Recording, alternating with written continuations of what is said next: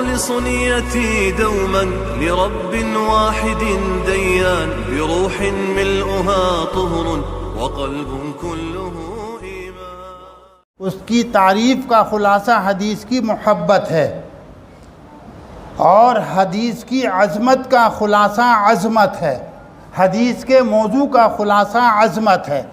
تعریف کا خلاصہ محبت اور حدیث کے موضوع کا خلاصہ عظمت۔ تیسری چیز اور ہے غرض و غایت۔ حدیث کی غرض و غایت کا خلاصہ لذت ہے۔ شاہی کلام عظمت کے ساتھ، محبت کے ساتھ، عظمت کے ساتھ جب سنا جائے گا تو سننے میں، پڑھنے میں، سنانے میں کیا آئے گی؟ لذت آئے گی، غرض مرتب ہوگی۔ میرا اپنا کلام نہیں ہے، ترجمانی میری ہوگی، جیسی بھی ہو اللہ اس کو قبول کرے۔ آپ کو سننا ہے، مجھے سنانا ہے، اور ان بچوں کو پڑھنا ہے۔ للہ رب العالمین والصلاة والسلام على سید الانبیاء والمرسلین وعلى آلہ وصحبہ اجمعین۔ اما بعد، باب قول اللہ تعالی ونضع الموازین القسط لیوم القیامہ وأن أعمال بني آدم وقولهم يوزن۔ وقال مجاهد القسطاس العدل بالرومية، ويقال القسط مصدر المقسط فهو العادل، وأما القاسط فهو الجائر۔ حدثنا فضيلة الشيخ محمد عتيق الرامكوري حفظكم الله وأكرمكم في الدارين قال حدثنا فضيلة الشيخ محمد يونس الجرمكوري قال حدثنا الشيخ زكريا بن العلامة المحدث محمد يحيى عن أبيه والشيخ الجليل المحدث خليل أحمد السهارنفوري قال حدثنا سيد المحدثين أحمد علي السهارنفوري قال حدثنا المحدث الأكبر والشيخ محمد مظهر النانوتبي قال حدثنا شيخ المشايخ محمد إسحاق المحدث الدهلبي قال حدثنا سراج الأمة الشاه عبد العزيز المحدث الدهلبي قال حدثنا حجة الإسلام مسند الهند الشاه ولي الله أحمد بن الشيخ عبد الرحيم المحدث الدهلبي قال أخبرنا أبو طاهر محمد بن إبراهيم القردي قال أخبرنا والدي الشيخ إبراهيم القردي قال حدثنا أحمد القشاشي قال أخبرنا الشيخ أحمد بن عبد القدوس الشنابي قال أخبرنا الشيخ محمد بن أحمد الرملي عن الشيخ زكريا بن محمد أبي يحيى الأنصاري قال حدثنا الحافظ أحمد بن علي بن الحجر العسقلاني عن الشيخ إبراهيم بن أحمد التنوسي عن الشيخ أحمد بن أبي طالب عن الشيخ السراج الحسين بن المبارك عن الشيخ عبد الأول بن عيسى الهربي عن عبد الرحمن بن مغفر الداودي عن الشيخ عبد الله بن أحمد السرخسي عن الشيخ أبي عبد الله محمد بن يوسف الفربري عن الإمام الهمام الحافظ الحجة أمير المؤمنين بالحديث أبي عبد الله محمد بن إسماعيل بن إبراهيم بن المغيرة بن بردسبة الجعفي اليماني البخاري رحمه الله. اللهم انفعنا بعلومه وعلومهم أجمعين آمين يا رب العالمين. أنه قال حدثنا أحمد بن وشكاب قال حدثنا محمد بن فضيل عن عمارة بن القعقاع عن أبي زرعة عن أبي هريرة رضي الله تعالى عنه وعنهم أنه قال قال النبي صلى الله عليه وسلم كلمتان حبيبتان إلى الرحمن خفيفتان على اللسان ثقيلتان في الميزان سبحان الله وبحمده سبحان الله العظيم. بسم الله الرحمن الرحيم. الحمد لله وكفى وأصلي وأسلم على سيد الحبيب المصطفى وعلى آله وصحبه التقى. أما بعد.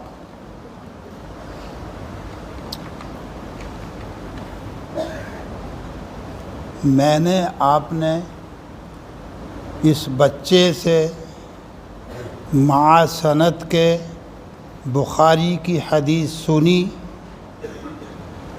اور اس سے پہلے امام بخاری نے جو باب باندھا ہے، باب قول اللہ ونضع الموازین القسط لیوم القیامہ، اس کو بھی سنا۔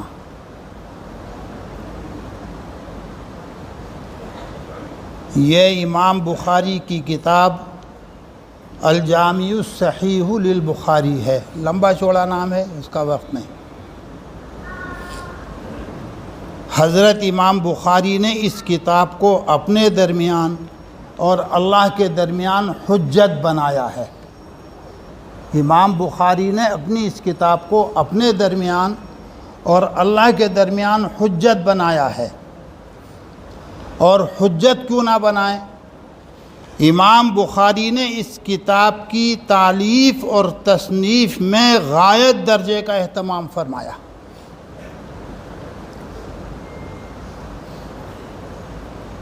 ایک ایک حدیث حرمین شریف میں یا حرم شریف میں لکھی،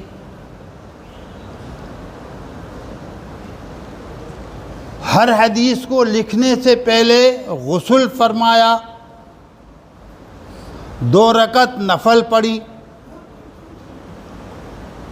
دعا کی، جب شرح صدر ہو گیا تو حدیث کو لکھا۔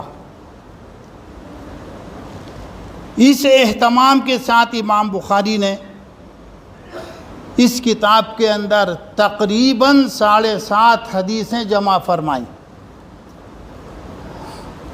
اور کیونکہ تقریباً 7.5 حدیثیں ہیں تو نفلیں کتنی پڑھی ہوں گی؟ 14,000 سے زیادہ نفل نماز پڑھی امام بخاری نے اس کتاب کو مرتب کرنے کے لیے، اور حرم شریف میں۔ اسی لیے اس کتاب کو امام بخاری نے اپنے درمیان اور اللہ کے درمیان حجت بنایا ہے۔ آج الحمدللہ اس کتاب کی تکمیل ہو رہی ہے، ختم ہو رہی ہے، یعنی تکمیل ہو رہی ہے۔ اگر غور کیا جائے تو خوشی کے 2 موقع ہیں۔ جب کسی چیز کی ابتدا ہوتی ہے اس وقت خوشی ہوتی ہے، اور جب اختتام ہوتا ہے تو اس موقع پر بھی خوشی ہوتی ہے۔ بچہ پیدا ہوتا ہے تو خوشی مناتے ہیں، کوئی اپنے باغ میں درخت لگاتا ہے تو خوشی مناتا ہے، دکان کی ابتدا ہوتی ہے تو خوشی مناتا ہے۔ جس دن یہ بخاری شریف شروع کی گئی تھی اس دن بھی خوشی تھی، لیکن ابتدا میں جو خوشی کی جاتی ہے وہ توقع اور امید پر کی جاتی ہے۔ ماں باپ کو بھی توقع، طلباء کو بھی توقع اور امید۔ ماں باپ کو کیا توقع؟ کہ ہم نے 8 سال پہلے یا 9 سال پہلے اپنے بچے کی تعلیم کا آغاز کیا تھا، اس پر وہ خوش ہو رہے تھے، اور آج اس سال تعلیم کی آخری مراحل طے کرے گا، اگرچہ طے نہیں ہوئے لیکن طے کرے گا۔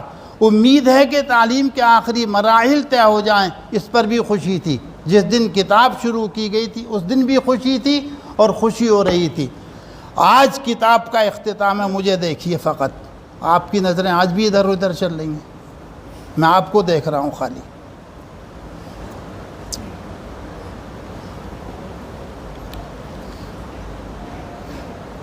آج اختتام کا دن ہے، آج بھی خوشی ہے، لیکن آج کی خوشی پہلی خوشی سے مختلف ہے۔ پہلے دن جب کتاب شروع ہوئی تھی خوشی کی جا رہی تھی تو وہ توقع اور امید کی خوشی تھی، آج وقوع کی خوشی ہے۔ بچہ جب پیدا ہوتا ہے تو خوشی مناتے ہیں، لیکن کیا جب بچہ بڑا ہو گیا، جوان ہو گیا، شادی ہو گئی، خود وہ باپ بن گیا اور اس کی زندگی کا خاتمہ ہوا تو کیا اس وقت بھی خوشی منائی جاتی ہے؟ اس وقت تو روتے ہیں۔ حالانکہ اس کا تقاضا یہ تھا کہ بچہ جب پیدا ہوا تھا جیسے اس وقت خوشی منائی گئی، بوقت وفات بھی خوشی منائی جاتی۔ لیکن میرے پیارے بھائیوں، بزرگوں، بچوں، دھیان کرو گے تو جس دن اس بچے کا جس کی پیدائش پر خوشی منائی گئی تھی اور آج وہ دنیا سے رخصت ہو رہا ہے، دھیان کرو گے تو اس کی موت پر کوئی رنج و غم نہیں مناتا۔ اور وجہ یہ ہے، اگر کسی کی اچھی موت ہو تو میں بھی آپ بھی کہتے ہیں کہ یار کتنی اچھی موت آئی ہے، کاش سب کو ایسی موت نصیب ہو جائے۔ اگر موت پر غم ہوتا تو کاش سب کو اتنی اچھی موت نصیب ہو جائے، یہ تمنا کیوں ہوتی؟ معلوم ہوا کہ موت پر غم نہیں ہے۔ موت کا مطلب کیا ہے؟ اللہ تعالیٰ سے جا ملنا۔ اگر کوئی شخص اللہ تعالیٰ سے جا ملے اور اس بندے کی اللہ تعالیٰ سے ملاقات ہو جائے تو کیا غم منایا جائے گا یا خوشی منائی جائے گی؟ پھر رنج و غم کیسا، رونا کیسا بھی بتا رہے ہیں۔ کون غم کرے گا اس بات پر کہ اللہ تعالیٰ سے جا ملے؟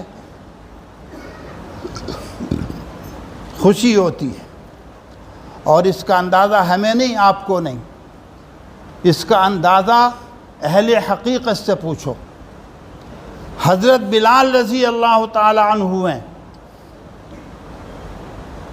مرض الموت کی کشمکش میں ہیں، موت کی تکلیف میں مبتلا، لیکن چہرہ کھل رہا ہے، چمک رہا ہے، نورانیت ہی نورانیت ان کے چہرے پہ نظر آ رہی ہے۔ کسی نے پوچھ لیا کہ موت کی تکلیف ہے اور آپ اس قدر خوش نظر آ رہے ہیں، موت کی تکلیف ہے اور آپ اس قدر خوش نظر آ رہے ہیں، تو کیا جواب دیتے ہیں؟ غدن نلقا محمدن و اصحابہ صلی اللہ علیہ وسلم، اس پر خوش ہو رہے ہیں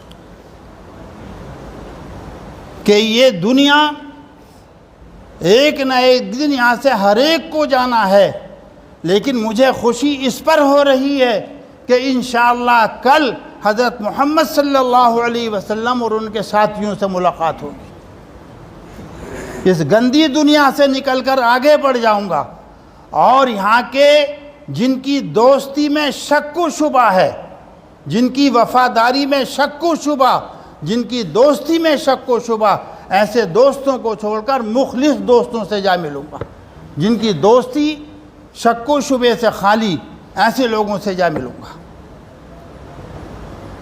حضرت منصور ابن حلاج، نام سنا ہے، بتایا آیا تھا تذکرہ، حضرت منصور ابن حلاج رحمۃ اللہ علیہ کا اکثر وقت قبرستان میں گزرتا، قبرستان میں وقت گزارتے، شہروں سے دور بھاگتے۔ کہا کہ بھائی آپ قبرستان میں وقت گزارتے ہو اور شہروں سے دور دور، کہا کہ میں ایسی قوم کے پاس اپنا وقت گزارتا ہوں جن کی دوستی شک و شبے سے خالی اور پاک ہے، ایسی قوم کے ساتھ اپنا وقت گزارتا ہوں جو نہ غیبت کریں، نہ جھوٹ بولیں، اور نہ جن کی دوستی میں شبہ۔ آ رہی ہے بات سمجھ میں؟ خیر بہرحال تو بات زیادہ ہے، یہ بخاری شریف ہے، اس کی آج آخری باب اور آخری حدیث کی تلاوت کی گئی ہے، میں نے سنی، آپ نے بھی سنی۔ امام بخاری رحمۃ اللہ علیہ نے سب سے اخیر میں کتاب التوحید قائم کی ہے، اور میں نے شروع میں بتایا تھا کہ کتاب التوحید ایسی ہے جیسے متکلمین نے علم کلام کو منعقد کیا ہے، علم کلام منعقد کیا ہے۔ علم کلام میں کیا بیان کرتے ہیں؟ اللہ تعالیٰ کی ذات، اس کی صفات اور نبوات، رسالات، خلق افعال، خلق اعمال اور میزان وغیرہ کا ذکر ہوتا ہے۔ امام بخاری نے بھی کتاب التوحید کے اندر اللہ تعالیٰ کی صفات کا، اللہ تعالیٰ کی ذات کا، اس کی صفات کا، خلق اعمال اور افعال کا، اور اخیر میں وزن اعمال کا باب قائم فرما کر اپنی کتاب کو مکمل فرما دیا۔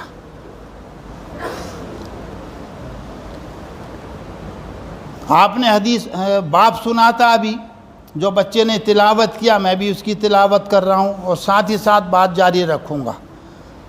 بسم اللہ الرحمن الرحیم۔ باب قول اللہ تعالی ونضع الموازین۔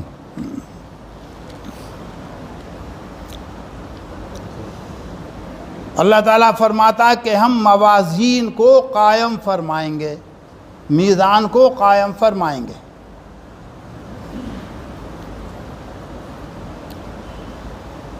امام بخاری کی غرض اس بات سے وزن اعمال کو ثابت کرنا ہے۔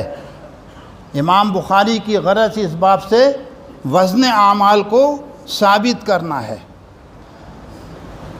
اتنی بات تو منصوص ہے کہ کل قیامت کے دن اللہ تبارک و تعالی شانہ اعمال کا وزن فرمائیں گے۔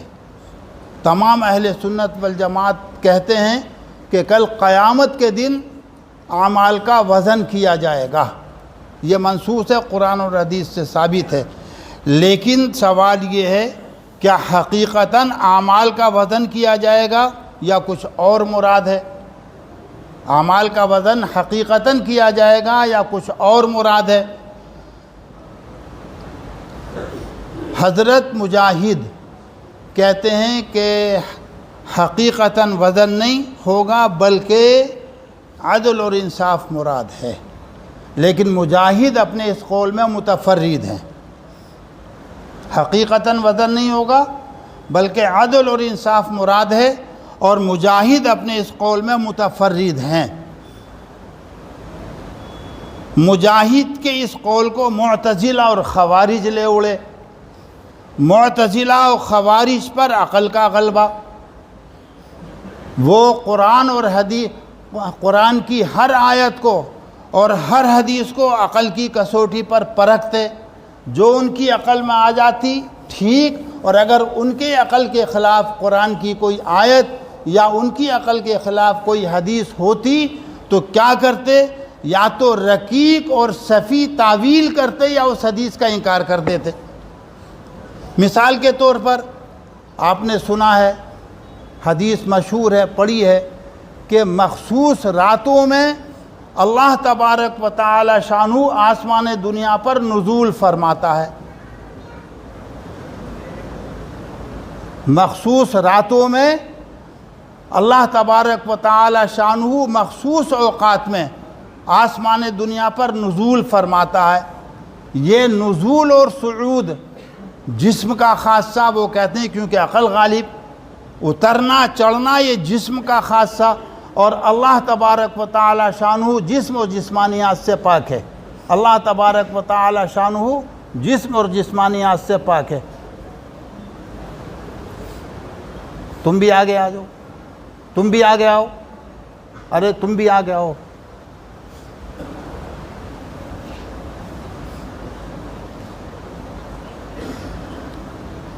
نزول و صعود جسم اور جسمانیات کا خاصہ ہے، اور اللہ تعالیٰ جسم و جسمانیات سے پاک، لہذا انہوں نے حدیثی کا انکار کر دیا۔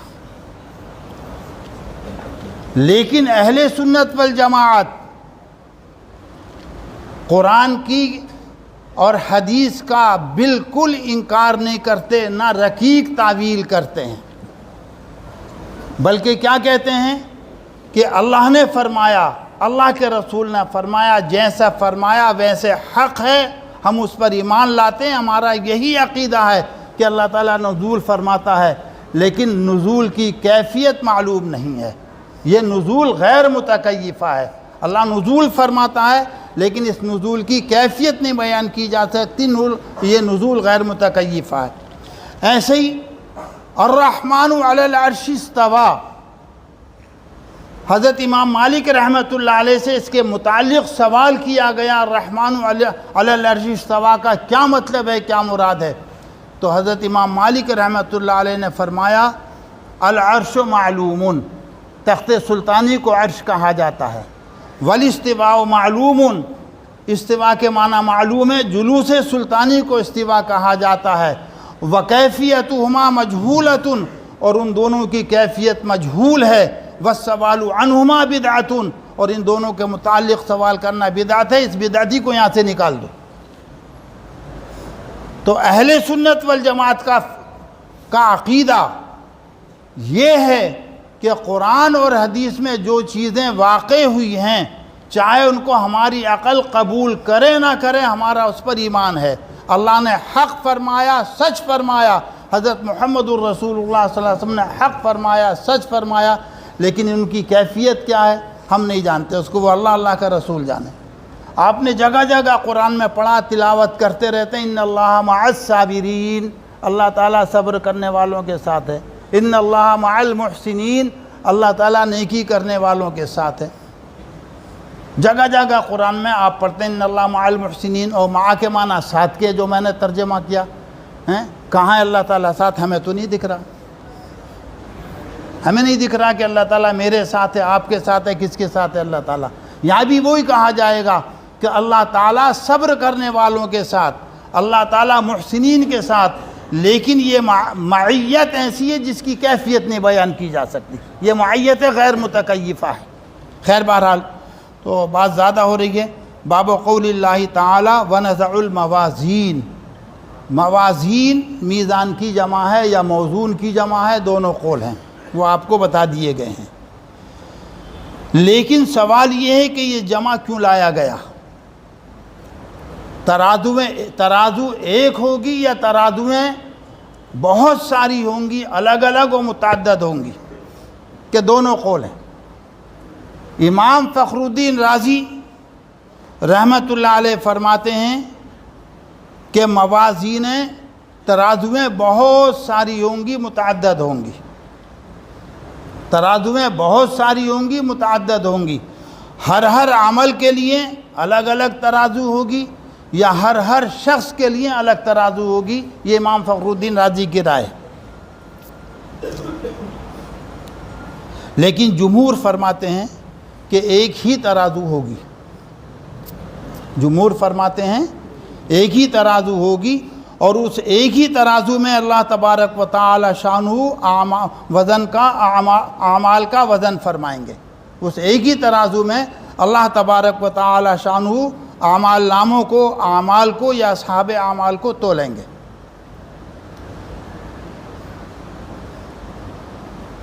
جمہور علماء کی رائے یہ ہے کہ ایک ہی ترازو ہوگی، اور جمع تعظیم کی وجہ سے لائی گئی ہے۔ اس میزان کی عظمت کو بیان کرنے کے لیے جمع لائیں کہ وہ میزان عمل بہت ہی عظیم الشان ہوگی۔ کتنی عظیم الشان ہوگی؟ عبداللہ ابن عباس رضی اللہ تعالیٰ عنہ سے ابن شاہین نے نقل کیا ہے کہ وہ میزان عمل، وہ ترازو کا ایک پلڑا ایسا ہوگا کہ ساتوں زمینیں اس کے اندر سما جائیں، ساتوں آسمان اس کے اندر سما جائیں، تب بھی اس کے اوپر کوئی فرق نہ پڑے۔ ساتوں زمینیں، ساتوں آسمان اس ترازو کے ایک پلڑے کے اندر سما جائیں گے۔ یہ عبداللہ ابن عباس سے ابن شاہین نے نقل کیا ہے۔ اور حضرت سلمان فارسی رحمۃ اللہ علیہ سے ابو القاسم تبری لالکائی نے نقل کیا ہے کہ میزان عمل کا ایک پلڑا اتنا بڑا ہوگا، اتنا بڑا ہوگا کہ ساتوں آسمان، ساتوں زمین اس کے اندر سما جائیں۔ تو اس عظمت شان کو بیان کرنے کے لیے اللہ تبارک و تعالی شانہ نے موازین جمع کے صیغے کے ساتھ اس کو یہاں بیان کیا، وَنَضَعُ الْمَوَازِينَ۔ ہم موازین کو قائم کریں گے، رکھیں گے، ہیں موازین القسط۔ القسط مصدر ہے، اور المصدر لا یثنى ولا یجمع، اور یہ صفت بن رہا موازین کی، جمع و تثنیہ اس کی لائی نہیں جا سکتی۔ وہ موازین جمع اور یہ قسط مصدر ہے، اس لیے یہ اس کی صفت بن جائے گا۔ بعض لوگ کہتے ہیں کہ یہاں مضاف محذوف ہے، ذوات القسط، انصاف کے لیے ترازویں قائم کی جائیں گی، رکھی جائیں گی قیامت کے دن۔ اور لام کے اندر بھی ہم نے چند باتیں آپ کو بتا دی تھیں، بہرحال تفصیل نہیں کر رہے، وہ سب آپ کو بتایا جا چکا ہے۔ لیکن سوال یہاں پر یہ ہے، آگے کیا فرما دیا؟ وَأَنَّ أَعْمَالَ بَنِي آدم وَقَوْلَهُمْ يُوزَنْ، بنی آدم کے اعمال اور ان کے قول کو تولا جائے گا۔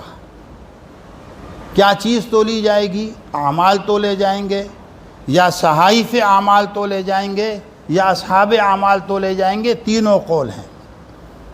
امام بخاری، ابو اسحاق زجاج، حافظ ابن حجر عسقلانی اور بہت سارے علماء کی رائے یہ ہے کہ اعمال کو تولا جائے گا۔ کیا تولا جائے گا؟ جو ہم نے اچھے کام کیے ہیں یا برے عمل کیے ہیں، ان اچھے اور برے کاموں کو تولا جائے گا۔ امام بخاری کا مذہب یہی، ابو اسحاق زجاج کا مذہب یہی ہے، عبداللہ ابن عباس رضی اللہ تعالیٰ عنہ یہی فرماتے ہیں کہ اعمال کو تولا جائے گا۔ لیکن اعمال کے تولنے کی شکل کیا ہوگی؟ ایک حدیث آتی ہے، ہم نے ان بچوں کو جو پڑھایا تھا آپ نے بھی وہ سنی ہے اور سن لیجئے، سبحان اللہ والحمد للہ تملأ ما بین السماء والارض، اور سبحان اللہ بس یہ حدیث ہے، اور بھی اس سے آگے پیچھے کہ سبحان اللہ اور الحمدللہ کا کہنا آسمان اور زمین کے درمیانی خلے کو بھر دیتا ہے۔ اب کہیے سبحان اللہ، پھر آج بھی سبحان اللہ سبحان اللہ سبحان اللہ، کہاں بھرا گیا؟ ہم ہی بیٹھے مسجد میں، پہلے بھی ہم تھے، اب بھی ہم بیٹھے ہیں، اور سرکار یہ فرما رہے ہیں کہ سبحان اللہ اور الحمدللہ آسمان و زمین کے درمیانی خلے کو بھر دیتا ہے۔ تو کیا بتایا تھا وہاں پر کہ سبحان اللہ اور الحمدللہ جو ہماری زبان سے نکل رہا ہے اس کا ثواب آسمان و زمین کے درمیانی خلے کو بھر دے گا۔ یا کیا بتایا تھا کہ اللہ تبارک و تعالی شانو یہ جو اعراض ہیں، اعراض ہمارے منہ سے نکلے اور ہوا میں اڑ گئے، ختم ہو گئے، یہاں جو چیزیں اعراض ہیں کل اللہ تعالیٰ ان کو جوہر بنا دے گا۔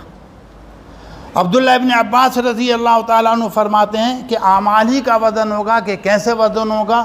کہ ان الاعمال تتجسد، اللہ تعالیٰ ہمارے اعمال کو صورتیں اور شکلیں عطا فرما دے گا۔ اگر ہمارا اچھا عمل ہے تو اچھی صورت میں اللہ تعالیٰ اس کو ڈھال دے گا، اور اگر ہم نے کوئی برا عمل کیا تو اللہ تبارک و تعالیٰ شان اس کو بری صورت میں ڈال دے گا۔ اور وہ جو جسم کی شکل اختیار کی ہے ہمارے اعمال نے، ان شکلوں کا، ان صورتوں کا، ان اجسام کا وزن کیا جائے گا۔ اور یہ بات اپنی طرف سے نہیں کہہ رہے، مشہور حدیث ہے، حدیث کی کتابوں میں ہے، حضور صلی اللہ تعالیٰ علیہ وسلم سے معراج کی رات میں ابراہیم علیہ السلام سے ملاقات ہوئی۔ حضرت ابراہیم علیہ السلام نے حضور کے ہاتھ ایک پیغام بھیجا، آپ کے پاس اور میرے پاس، پوری امت کے پاس سلام بھیجا اور پیغام بھیجا۔ جب سلام کا لفظ آئے تو جواب دے دیجئے گا آپ لوگ۔ کیا کہا؟ جب ملاقات ہوئی حضور صلی اللہ تعالی علیہ وسلم کی ابراہیم علیہ السلام سے، تو حضرت ابراہیم نے کہا کہ محمد صاحب آپ اپنی امت کو میرا سلام کہہ دو، کہو علی نبینا وعلیہ الصلاۃ والسلام، محمد صاحب آپ اپنی امت کو میرا سلام کہہ دو اور یہ پیغام پہنچا دو کہ جنت چٹیل میدان ہے اور یہاں کی زمین بہت زرخیز ہے۔ جنت چٹیل میدان ہے، یہاں کی زمین بہت سرخیز ہے، اور یہاں کے غراس یعنی پودے و درخت سبحان اللہ الحمدللہ اللہ اکبر ہیں۔ کیا پتہ چلا اس حدیث سے؟ ہم جو سبحان اللہ کہتے ہیں وہ فضا میں اڑ گیا، یہ ہم کہہ رہے ہیں، لیکن وہ جنت کی اس زمین میں جا کر پودا بن گیا، وہاں درخت لگ گیا، الحمدللہ درخت لگ گیا، سبحان اللہ درخت لگ گیا، اللہ اکبر درخت بن گیا۔ تو اللہ تبارک و تعالی شانہ یہ جو ہمارے جن کو ہم اعراض سمجھ رہے ہیں کل جوہر بنا دے گا، اور اللہ تعالیٰ ان کو جسم عطا فرما دے گا۔ ان الاعمال تتجسد، یہ عبداللہ ابن عباس رضی اللہ تعالیٰ عنہ کی رائے ہے، اور وغیرہ وغیرہ دوسرے لوگ بھی یہی کہتے ہیں۔ نیز قرآن مقدس کی ایک اور آیت سے بھی پتہ چل رہا ہے کہ کل قیامت کے دن ان اعمال ہی کو تولا جائے گا، اور یہ کوئی عقل کے خلاف نہیں ہے۔ اب جب کسی 100-200 سال پہلے عقل کے خلاف ہو، لیکن اب عقل کے خلاف نہیں ہے۔ کیا ہے؟ قیامت کے دن اعمال ہی کو تولا جائے گا۔ 15ویں پارے میں تم نے پڑھا وَوَجَدُوا مَا عَمِلُوا حَاضِرًا، وَوَجَدُوا مَا عَمِلُوا، جو کچھ عمل کیا ہے دنیا میں اس کو موجود اور حاضر پائیں گے، اور جو حاضر و موجود پائیں گے اسی کو تولا جائے گا۔ کہ صاحب عرض کیسے تولی جائے گی؟ ہم نے ابھی کہا کہ 100-200 سال پرانی بات ہے یہ۔ آج آواز کو، یہ آواز جو فضا میں اڑ رہی ہے، اس آواز کی چوری کر لی جاتی ہے۔ آج نہیں کر لی جاتی چوری ہیں؟ آج موبائل میں بھر لیا، کل ٹیپ ریکارڈ میں بھر لیا، آواز کی چوری کر لی جاتی ہے۔ سورج کی شعاؤں کو قید کر کے ایکس رے کی مشین میں قید کر لیا جاتا ہے، اور مقیاس الحرارت کے ذریعے بدن کی گرمی کو ناپا اور تولا جا سکتا ہے، موسم کی گرمی اور موسم کی سردی کو ناپا اور تولا جا سکتا ہے۔ خیالات، تحقیقات بدلتی رہتی ہیں۔ کل کے سائنسداں کہتے تھے کہ اعراض کو تولا نہیں جاتا، آج کے سائنسداں نے اس بات کو ثابت کر دیا کہ اعراض کے تولنے اور ناپنے کے بھی پیمانے اور آلے موجود ہیں۔ ایک قول یہ ہے، بہرحال عبداللہ ابن عباس رضی اللہ تعالیٰ عنہ اور امام بخاری وغیرہ کا یہی مذہب، یہی رائے ہے کہ اعمال کو تولا جائے گا، اور قرآن کی آیت وَوَجَدُوا مَا عَمِلُوا حاضرہ سے بھی یہی پتہ چل رہا ہے۔ حضرت عبداللہ ابن عمر رضی اللہ تعالیٰ عنہ فرماتے ہیں کہ صحائف اعمال تولے جائیں گے۔ صحائف اعمال سمجھ گئے؟ اعمال نامے تولے جائیں گے۔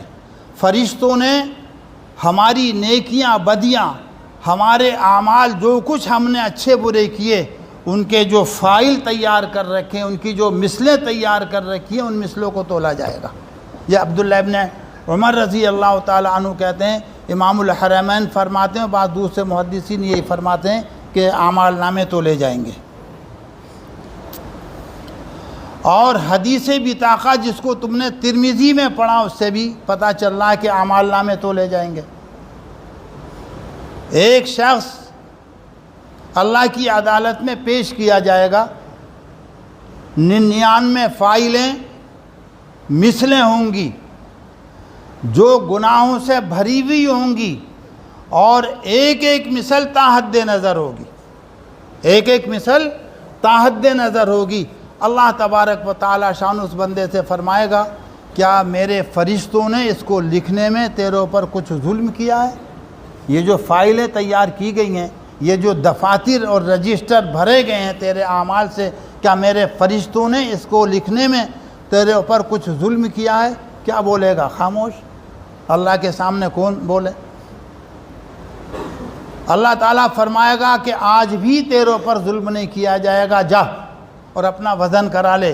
اور ایک چھوٹا سا پرچہ، بطاقہ جس کو کہا جاتا ہے، ایک بطاقہ، چھوٹی سی پرزی اس کے ہاتھ میں دے دی جائے گی کہ جاؤ وزن کرا لو۔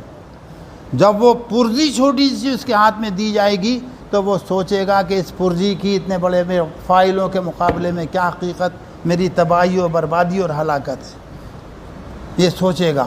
لیکن اللہ تعالیٰ فرمائے گا جاؤ، آج تمہارے پر ظلم نہیں ہوگا۔ جائے گا، ایک پلڑے کے اندر وہ 99 فائلیں رکھی ہوئی ہیں، پلڑا دبا ہوا ہے، لیکن یہ پرچی اتنی سی دوسرے پلڑے میں رکھے گا، یہ پرچی غالب آ جائے گی۔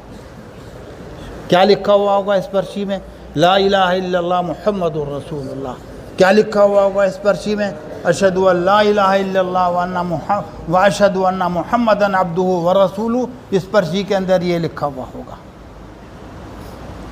اب یہ لا الہ الا اللہ، اس میں اختلاف ہو گیا کہ کون سا کلمہ ہے، کون سا کلمہ اتنا وزنی ہوگا کہ 99 فائلیں کا بے وزن ہو جائیں، ہوا بن جائیں، اور یہ اتنی سی پرچی غالب آ جائے، آخر وہ کون سا کلمہ ہوگا؟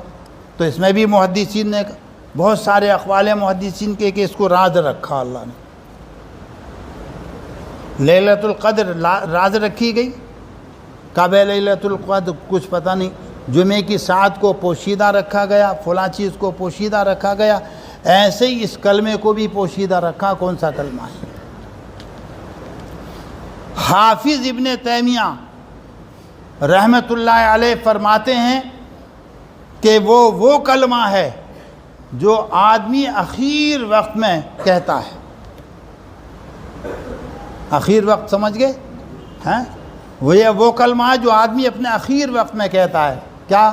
حضور صلی اللہ علیہ وسلم کا فرمان ہے، من کانا آخر و کلامہ لا الہ الا اللہ دخل الجنہ، جس کا آخری کلام لا الہ الا اللہ ہوگا وہ جنت میں داخل ہو جائے گا۔ یہ وہ کلمہ مراد حافظ ابن تیمیہ کہتے ہیں۔ چلیے بہرحال، تو اس سے کیا ثابت ہوا؟ اس سے کیا ثابت ہوا؟ اعمال نامے تولے جائیں گے، ہیں؟ ایک پلڑے میں اعمال نام تولنے کی کیا شکل ہوگی کہ ایک پلڑے، اچھا شکل ابھی بتا رہے ہیں، تولنے کی کیا شکل ہوگی؟ اب یہ جو وزن اعمال ہوگا اس کے اندر تعمیم ہے یا کچھ خصوصیت ہے؟ ایک بات یہ بھی ہے، وزن اعمال جو ہوگا یہ عام ہے یا کچھ خصوصیت ہے؟ کہ 70,000 یا 7 لاکھ، جو بخاری و مسلم کی حدیث میں تم نے پڑھا ہے کہ 70,000 آدمی یا 7 لاکھ آدمی ایسے ہوں گے جو بغیر حساب و کتاب کے جنت میں داخل ہو جائیں گے۔ ان کو تو جنت میں داخل کر دیا جائے گا بغیر کسی حساب و کتاب کے۔ اور وہ 7 لاکھ کون ہیں، کیا ہیں؟ بعض محدثین نے لکھا ہے کہ کچھ ایمان والے ایسے ہوں گے جنہوں نے نیکیاں ہی نیکیاں کی ہوں گی، ان کے نامہ عمل میں کوئی گناہ نہیں ہوگا۔ بہت سارے ایمان والے ایسے ہوں گے، کتنے اللہ کے بندے ایسے ہیں کہ انہوں نے نیکیاں ہی نیکیاں کی ہوں گی، ان کے نامہ اعمال میں نیکیاں ہی نیکیاں لکھی ہوئی ہوں گی، کوئی گناہ ان کے نامہ عمل میں نہیں ہوگا۔ ایسے لوگ سیدھے جنت میں چلے جائیں گے، وہ چاہے 70,000 ہوں یا 7 لاکھ ہوں یا جتنے بھی ہوں، جن کے اعمال میں نیکیاں ہی نیکیاں، وہ سب کے سب جنت میں داخل کر دیے جائیں گے۔ اور کافر 2 قسم کے، بعض وہ جن کا گناہ صرف کافر ہی ہونا ہے، کفر ان کے نامہ عمل میں لکھا ہوا ہے، جن کے نامہ عمل میں کفر لکھا ہوا ہے، وہ بھی بغیر حساب و کتاب کے جہنم میں دھکیل دیے جائیں گے۔ اور اس کے علاوہ اب 2 قول ہیں۔ کیا ہے 2 قول؟ ایک قول تو یہ ہے کہ جو باقی اور کافر بچے ہیں ان کو بھی جہنم میں دھکیل دیا جائے گا۔ جو اور کافر بچے ہیں جنہوں نے نیکیاں کی ہوں، عمل کیے ہوں، ان کو بھی جہنم میں دھکیل دیا جائے گا۔ ایک قول تو یہ ہے۔ دوسرا یہ ہے کہ نہیں، 70,000 7 لاکھ یا ان ایمان والوں کے علاوہ اور ان کافروں کے علاوہ باقی انسانوں کا حساب و کتاب ہوگا، ایمان والوں کا بھی کافروں کا بھی۔ کہ کافروں کا حساب و کتاب ہوگا کہ جی، ایمان والوں کا حساب و کتاب ہوگا کہ جی کہ کیا شکل ہوگی، کہ وزن اعمال ہوگا کہ کیا شکل ہوگی، کہ ایمان والے کی نیکیاں ایک پلڑے میں اور دوسرے پلڑے میں گناہ رکھے جائیں گے۔ اور اللہ تعالیٰ کے یہاں کائے کا اعتبار ہے؟ زیادتی کا اعتبار ہے، وزن کا اعتبار ہے۔ حدیث میں آتا ہے قیامت کے دن ایک شخص پیش کیا جائے گا اللہ تعالیٰ کی عدالت میں۔ ایسا شخص ہوگا یہ کہ اس کی نیکیاں اور بدیاں دونوں برابر ہوں گی، نہ گناہ زیادہ کہ جہنم کا مستحق قرار دیا جائے، نہ نیکیاں زیادہ کہ اس کو جنت میں داخل کر دیا جائے۔ نیکیاں اور بدیاں دونوں برابر اللہ کی عدالت میں اس کو پیش کیا جائے گا۔ اللہ تبارک و تعالی شانو اس بندے سے فرمائے گا کہ بھئی تمہاری نیکیاں اور بدیاں دونوں برابر ہیں، اور ہمارے یہاں غلبے کا اعتبار ہے۔ اچھا، اور وہاں بھی اور یہاں بھی غلبے کا یہ اعتبار ہے بھی، اس میں سن لیں۔ حضور صلی اللہ علیہ وسلم سے لمبی چوڑی حدیث فرمائی۔ حضور صلی اللہ علیہ وسلم سے صحابہ نے عرض کیا انہلک وفینا الصالحون، آپ نے لمبی چوڑی حدیث ارشاد فرمائی۔ اس کے بعد صحابہ نے حضور صلی اللہ علیہ وسلم سے پوچھا انہلک وفینا الصالحون، اچھوں کی موجودگی میں ہم ہلاک کر دیے جائیں گے؟ اچھے موجود ہیں، نیک لوگ موجود ہیں، ہم تب بھی ہلاک کر دیے جائیں گے؟ فرمایا نعم اذا کثر الخبث، ہاں جب برائی کا غلبہ ہوگا تو برائی کے غلبے کی صورت میں اچھوں کی موجودگی میں بھی ہلاک کر دیا جائے گا۔ اب غلبے کا کیسے پتہ چلے گا؟ مثال کے طور پر اسلام کے فرائض اور احکام میں سے اہم ترین فریضہ نماز ہے۔ نماز کا عمل لے لیجئے، نماز پڑھنے والوں کی تعداد کتنی ہے؟ میں احتیاط سے کہہ رہا ہوں کہ اگر سروے کیا جائے پورے شہر مراد آباد کا تو 30% سے زیادہ نمازی نہیں ملیں گے۔ میں نے ایک جگہ کہہ دیا 30% کہا کہ بعد میں فراغت کے بعد کہ حضرت 30% نہیں 10% بھی نمازی نہیں ملیں گے۔ لیکن میں پھر بھی احتیاط کر رہا ہوں، اگر سروے کیا جائے پورے شہر مراد آباد کا تو 30% نمازی نہیں ملیں گے۔ اور 30% نمازی کا مطلب یہ نہیں کہ جمعے کی نماز پڑھ لیں ہفتے میں، 5 وقتہ نماز پڑھنے والے پابندی کے ساتھ نماز کو اس کے مستحب وقت میں، نماز کے فرائض اس کے آداب کا رعایت کر کے پڑھنے والے 30% نمازی آپ کو نہیں ملیں گے اگر سروے کیا جائے۔ اب بتائیے نمازیوں کا غلبہ یا بے نمازیوں کا غلبہ؟ کس کا غلبہ ہوا؟ اور فیصلہ کب ہوگا؟ جب نیکیاں غالب آئیں گی۔ اللہ کے ہیں تو غلبے کا اعتبار ہے۔ انہلک وفینا الصالحون، فرمایا نعم اذا کثر الخبث۔ میرے ایک تعلق دار ہیں عبدالشکور نام کے، انہوں نے مجھے ایک قصہ بتایا، اور صحیح قصہ۔ کیا ہے قصہ؟ بیت المقدس کے ارد گرد یہودی فوجیاں گشت کرتی، یہودی فوج گشت کرتی ہے، اور جب فوج گشت کرتی ہے تو ان کا افسر بھی ساتھ ہوتا ہے کہ ایک دن مسلمان نماز پڑھ کے نکلے فجر کی، فوجی رکا اور پوچھا کہ فجر کی نماز میں کتنے نمازی تھے؟ کہ 1 صف یا سوا صف۔ یہودی فوجی پوچھ رہا کتنے نمازی تھے؟ کہ 1 صف یا سوا صف۔ ٹھیک، بات ختم۔ 2-3 دن کے بعد پھر وہی فوجی سوال کرتا ہے کہ آج کتنے نمازی تھے؟ کہ 1 صف یا سوا صف۔ پھر کسی دن سوال کرتا ہے کہ آج کتنے نمازی تھے؟ کہ 1 صف یا سوا صف۔ پوچھا کہ بار بار ایک ہی سوال کیوں کر رہے ہیں آپ؟ ایک ہی سوال کیوں؟ کہا کہ جتنے نمازی تم جمعے کے دن ہوتے ہو، حالانکہ جمعے کے دن بھی 100% نمازی نہیں ہوتے، جتنے نمازی تم جمعے کے دن ہوتے ہو، اگر اتنے نمازی فجر میں اکٹھے ہو جاؤ اور فجر کی نماز پڑھنے لگو تو ہمیں پیری کی ضرورت نہیں رہے گی، پیری کی ضرورت ختم ہو جائے گی۔ تو اللہ تعالیٰ کے یہاں غلبے کا اعتبار، بہرحال وہ بندہ پیش کیا جائے گا، اس کی نیکیاں بدیاں دونوں برابر، اللہ تعالیٰ قانون و ضابطہ بتا دے گا۔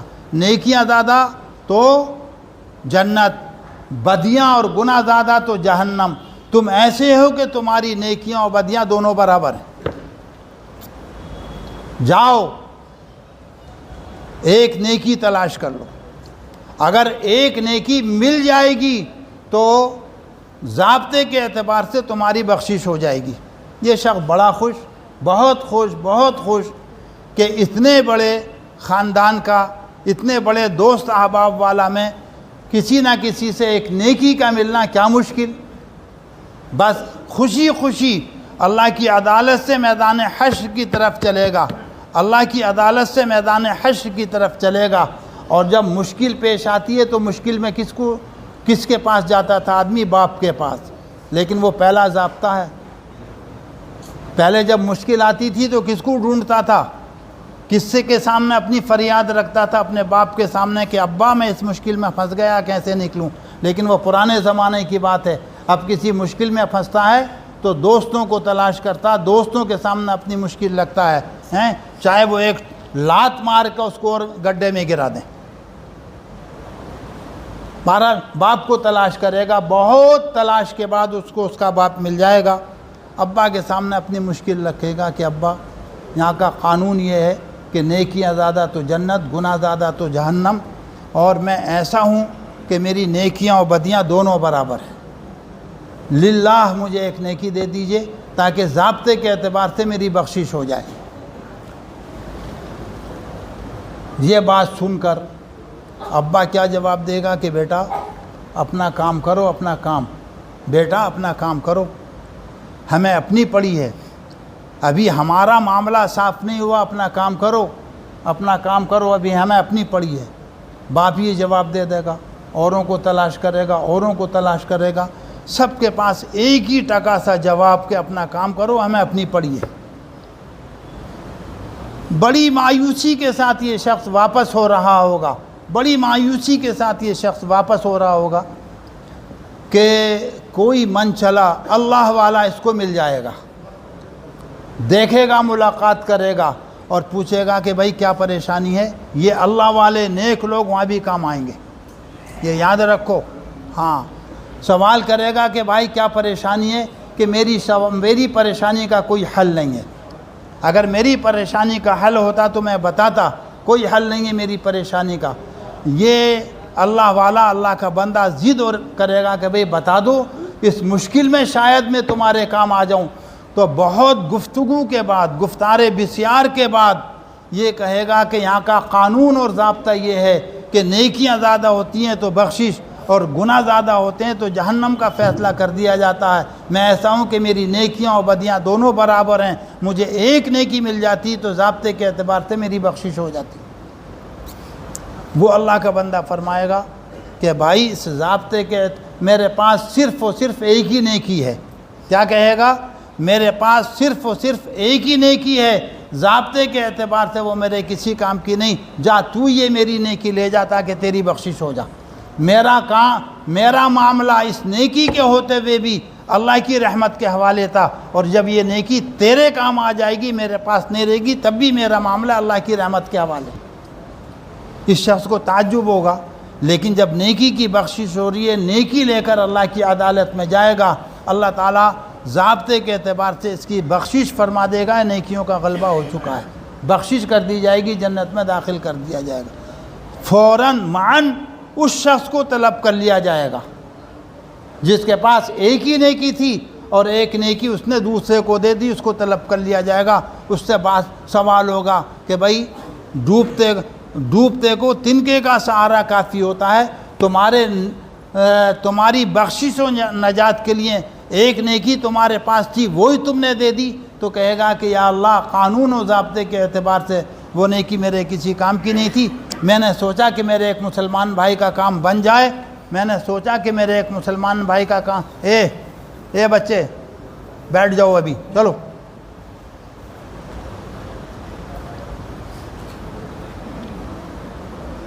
میں نے سوچا کہ میرے مسلمان بھائی کا کام بن جائے، میں نے وہ نیکی اس کو دے دی۔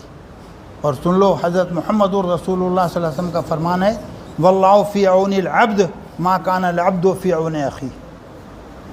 اللہ بندے کی مدد میں لگا رہتا ہے جب تک بندہ اپنے بھائی کی مدد کرتا ہے۔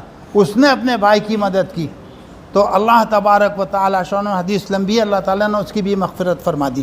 بہرحال بات زیادہ ہو رہی ہے، آگے ابھی حدیث بھی باقی ہے۔ تو کیا کہتے ہیں، کائے کو تولا جائے گا؟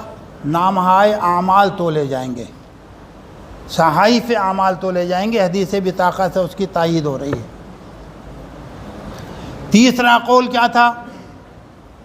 اصحاب اعمال کو تولا جائے گا۔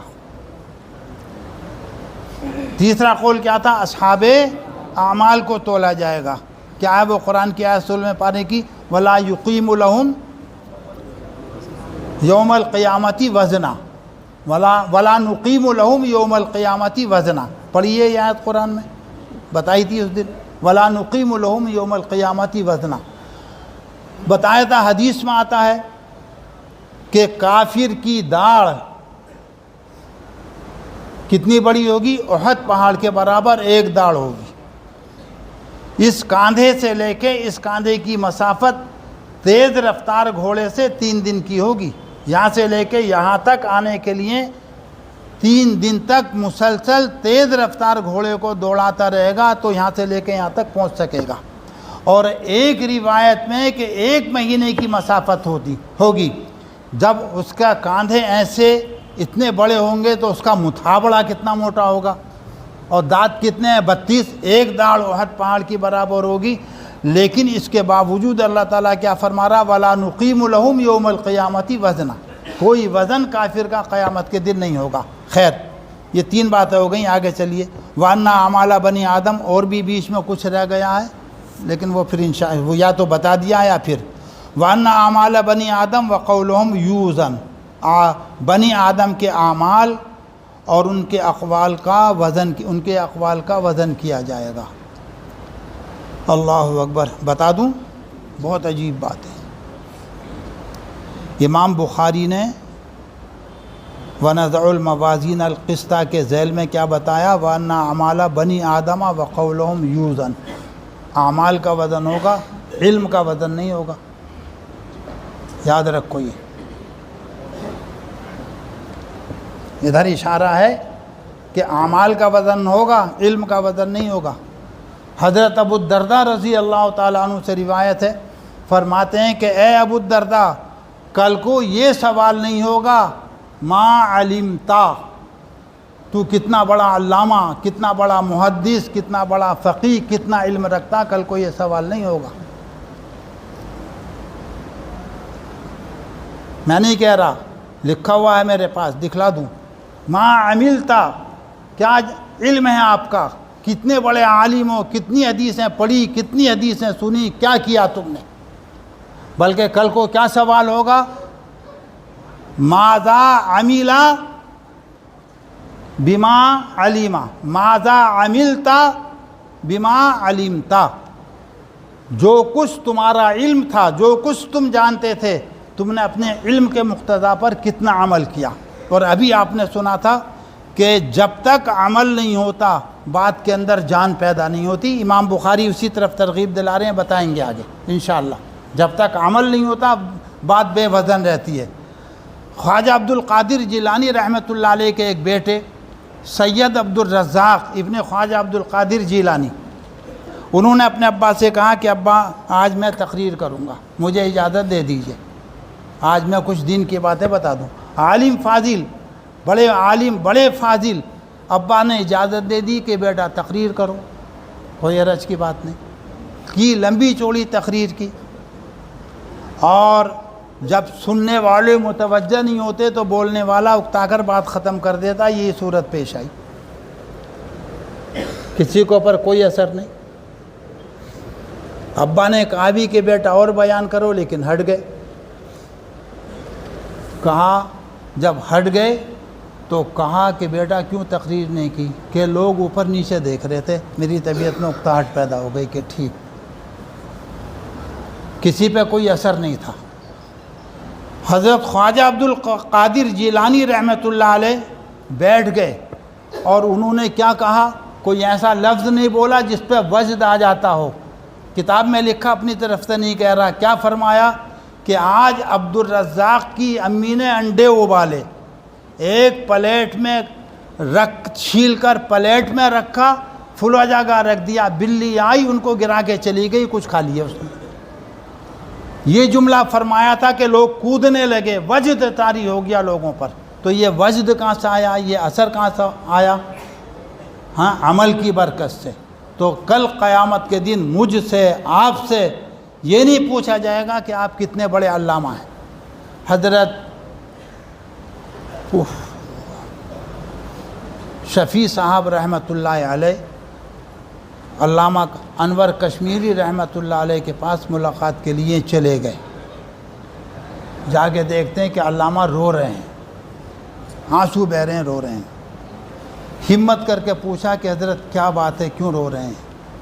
کہ کیا رو رہا ہوں، بڈھا ہو گیا، آخرت کی منزل قریب ہے، آخرت کی منزل قریب ہے اور میں نے کوئی تیاری نہیں کی ہے۔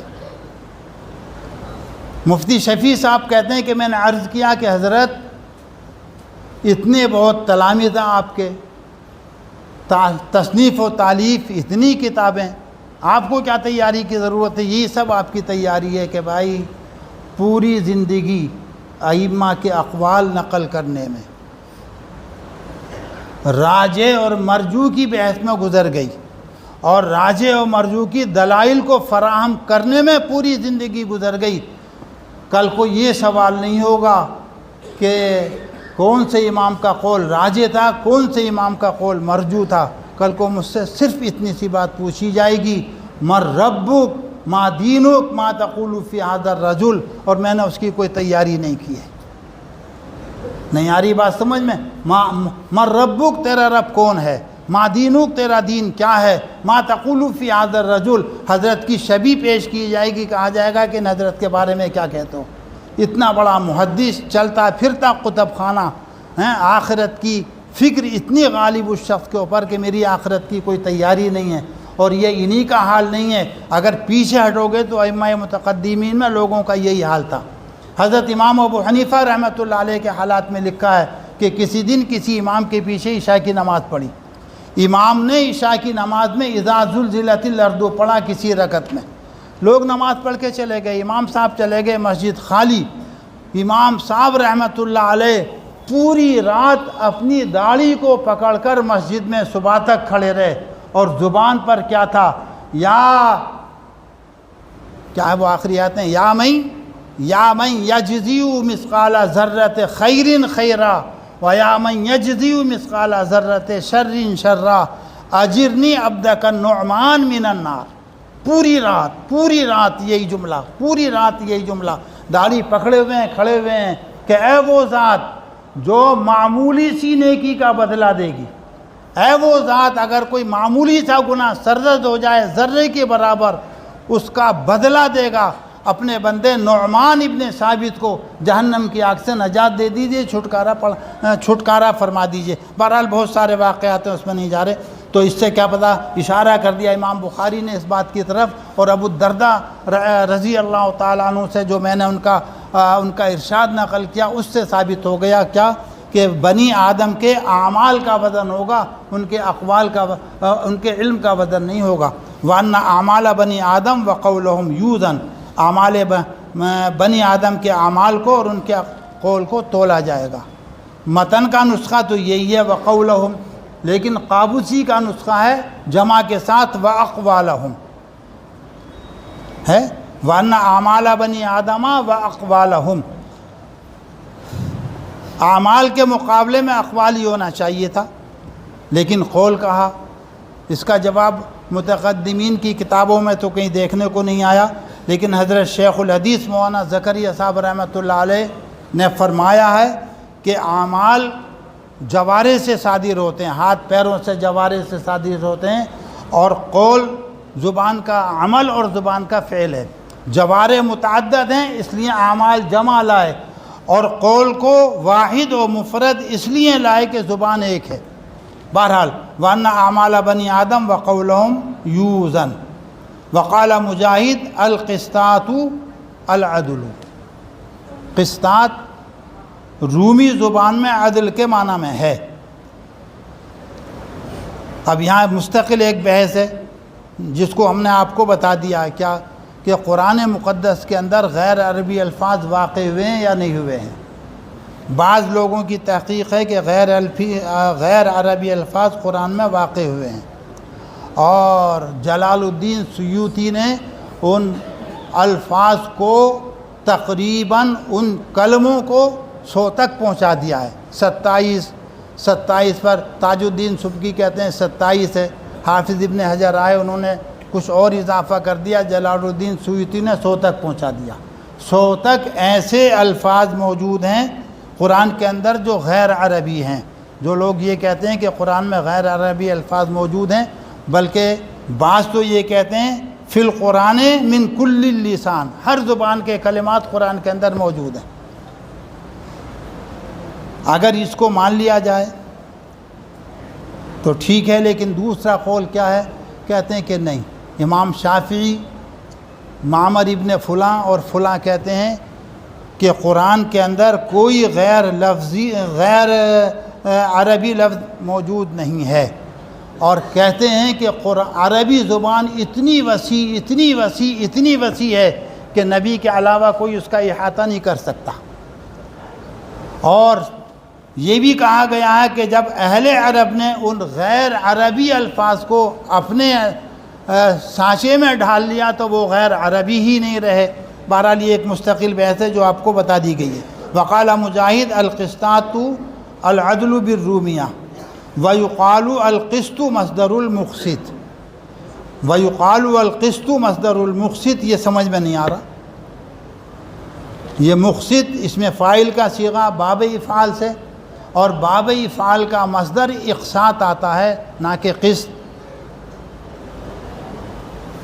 آگے سمجھ میں نہیں آیا، لیکن امام بخاری رحمۃ اللہ علیہ نے اشارہ اس بات کی طرف کر دیا ہے، دو باتیں، یا تو زوائد کو حذف کر دیا گیا، زوائد کو حذف کر کے بتا دیا گیا کہ مقسط کا مصدر قسط ہے، اور یا یہ ہے کہ اصل کی طرف امام بخاری نے اشارہ کر دیا، مجرد ہی تو مزید کی اصل ہے، مقسط کیا ہے، مزید ہے، اور مزید کی اصل کیا، مجرد ہے، اصل کی طرف امام بخاری نے اشارہ کر دیا۔ بہرحال یہ قسط دو تقریریں، یا تو یہ ازداد میں سے عدل کے معنی میں بھی آتا اور ظلم کے معنی میں بھی آتا ہے۔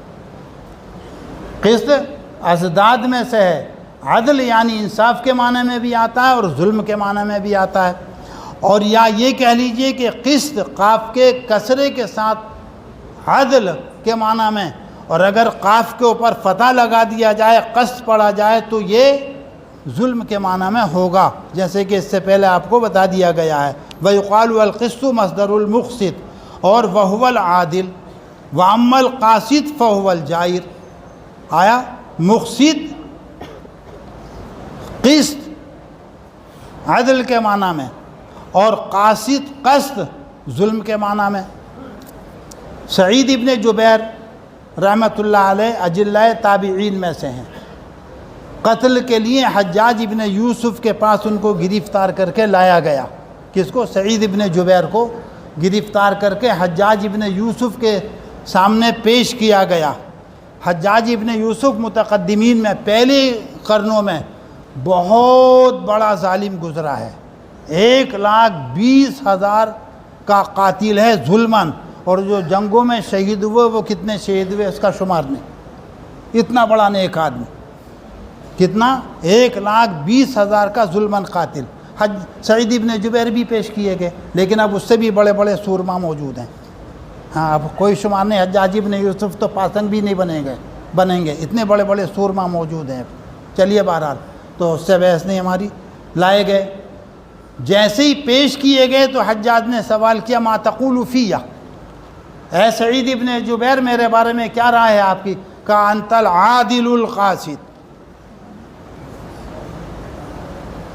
حاضرین پریشان کہ اتنا بڑا محدث تابعی توریہ کر رہا ہے اپنی جان کو بچانے کے لیے، تعجب ہو رہا۔ حجاج نے کہا کہ اس نے میری تعریف نہیں کی ہے، اس نے مجھے کافر و ظالم کہا ہے۔ یہ مت سمجھو کہ اس نے انت القاسط العادل کہہ کے اس نے میری تعریف کی ہے، میری تعریف نہیں کی۔